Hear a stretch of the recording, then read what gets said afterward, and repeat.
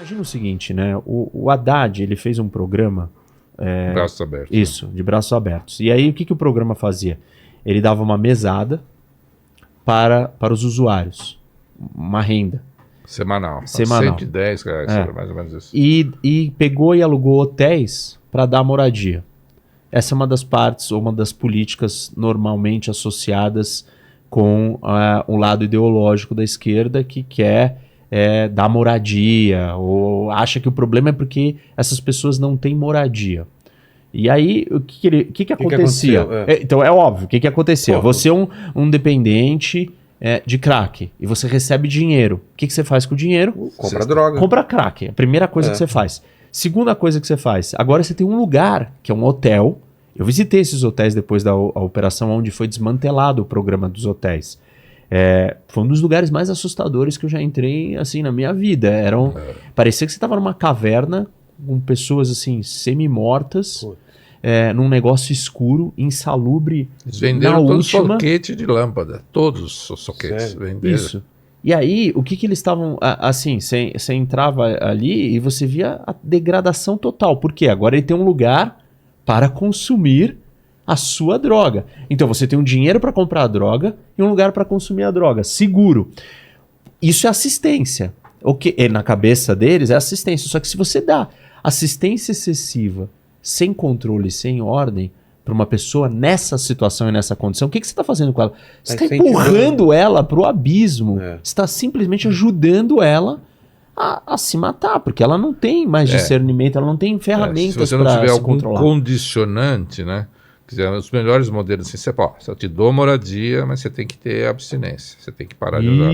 Você faz exame de urina, nós temos essa experiência. Aí sim, aí você cria o mínimo de condições. Se não tiver contrapartida, essa experiência foi péssima. Qual contrapartida e contrapartida com um negócio que aplique uma regra e que tenha punição. Talvez uma das coisas que eu descobri e aprendi na pesquisa, né, do que deu o filme, foi as drug courts. Sim. Que eu achei muito interessante. Que a ideia é que você tem tribunais de drogas, em vez de você botar ele na prisão, porque aí você lida com o problema do encarceramento, da discussão da justiça, de você colocar pessoas que têm um problema de droga, que é um problema de saúde, e aí tratar isso como um problema de justiça só que você coloca elas para se tratar.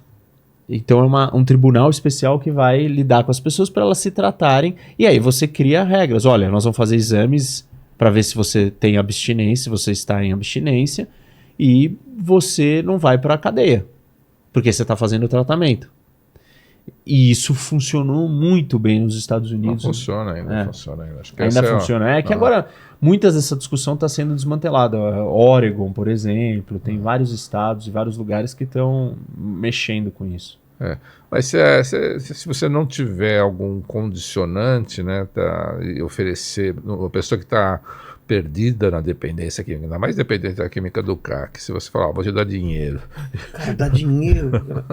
O que acontecia é que o preço da droga na sexta-feira, que era quando eles recebiam cento e poucos reais, aumentava o preço da droga. Né? Os próprios traficantes coordenavam os hotéis que a prefeitura pagava para os outros. Então, não entender também o crime organizado. Né? O crime organizado ele é parasitário, né? E vive daquelas pessoas vulneráveis. Né?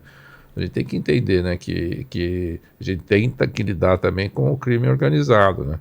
Mas também você mencionou uma coisa assim, né, que às vezes, por exemplo, se a polícia pega um traficante na Cracolândia e leva, ele não fica 24 horas preso. Né? Porque se não tiver um caso mais bem, se você não justificar que ele está fazendo, se ajuntando para o crime, se você não... a custódia depois de 24 horas, só por tráfico de pequenas quantidades, o cara não fica 24 horas, né? Então vai ter que ter esse convencimento aí do sistema, né, e tentar tirar o traficante um pouco mais robusto, né? Eu acho que isso já está sendo, a impressão que eu tenho, né, não tenho informação de dentro de jeito nenhum, mas o tipo de prisão que está sendo feita agora na Cracolândia eu acho que tem um pouco mais de inteligência. Sim. São operações mais que estão sofisticadas. tentando chegar na raiz do problema.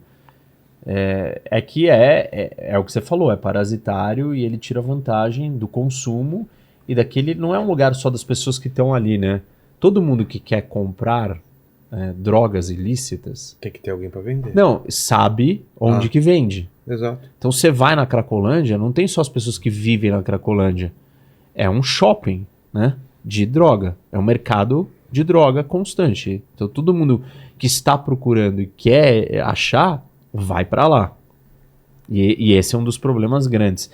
Nessa história aí da moradia, né, uma das políticas que essas questões ou essa visão ideológica da esquerda defende muito é o housing first, né, que é a ideia de ter a moradia primeiro.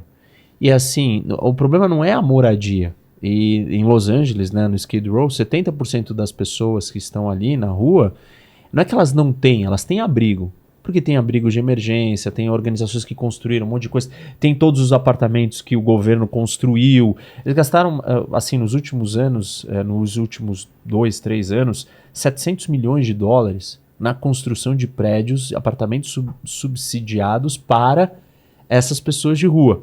O problema é que acontece a mesma coisa que acontecia dos hotéis da Cracolândia. Inclusive lá eles também têm um programa de hotéis. E aí o usuário continua usando a droga, porque ele não tem nenhum controle, ele está sozinho, ele está numa situação totalmente desprovida de senso, né, do que ele está fazendo. Então o problema não é de moradia só. O problema é humano, você vai ter que porque se a pessoa, você dá moradia para a pessoa e ela continuar usando, já tem estudos nesse livro que eu mencionei do São Francisco, que mostra que a pessoa que você deu moradia, ele continuou usando, ele morre igual o cara da rua. Ele vai ter overdose igual o cara que está na rua. Então, lógico que vai morrer um pouco mais confortável, mas vai morrer tão precocemente quanto na rua. Então, assim, é lógico que tem essa complexidade toda, né? Mas eu acho que a gente que vive da complexidade, né? A gente vê que tem solução, né? Eu acredito, depois de tantos insucessos, né? Depois de 20 anos de viver os insucessos e como eu também lido com o tratamento propriamente dito, né? Se eu tivesse que falar, por que eu acredito que o tratamento é possível, mesmo dessas pessoas da Cracolândia? Porque se você oferecer um ambiente estruturado, né, as pessoas melhoram. Né? O problema é a aderência ao tratamento, né? Porque as pessoas, às vezes, que têm recursos, têm mais chance, né? Porque às vezes tem esse pessimismo, né? A dependência química, a pessoa vai sempre morrer. Não é verdade. Né? Na minha experiência de anos, de décadas, né, no setor de tratamento, as pessoas, o que faz com que algumas pessoas melhorem e outras, infelizmente, morram, né? Ou matam, né? Eu tenho pacientes que mataram o pai, né? que né? Tem esse tipo de desenvolvimento, né?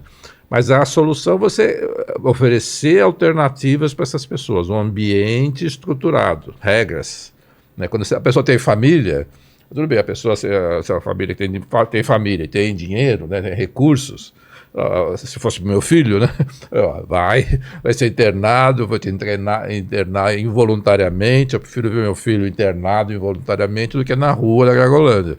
Então, se eu tivesse recurso e necessidade, eu ia colocar ele lá, vai ficar lá quanto tempo for necessário, depois em tratamento, faz um projeto terapêutico individualizado, e a pessoa vai indo e vai recuperando as funções, né? A função é, a pessoa tem que voltar a trabalhar, voltar a estudar. Então isso é possível, mas custa tempo, energia, dinheiro, recursos da família, que é grande, né? Então essa é sempre uma solução bem mais custosa, mas é possível. Eu acho que isso que é importante a gente salientar, é possível.